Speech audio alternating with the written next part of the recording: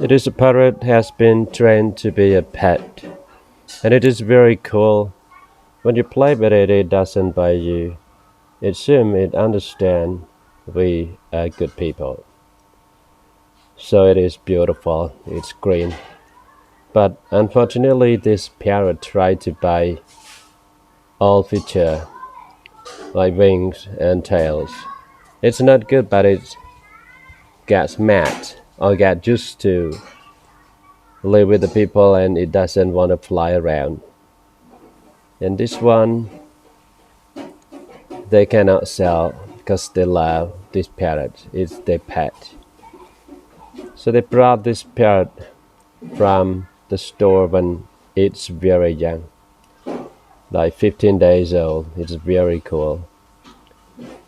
And it is beautiful when you all see this. You understand like it's very friendly. So this parrot's name is a boy. He's a male. He's very cool. He's beautiful. And a boy now he's adult. And now they have a couple more babies to train them to be good pets.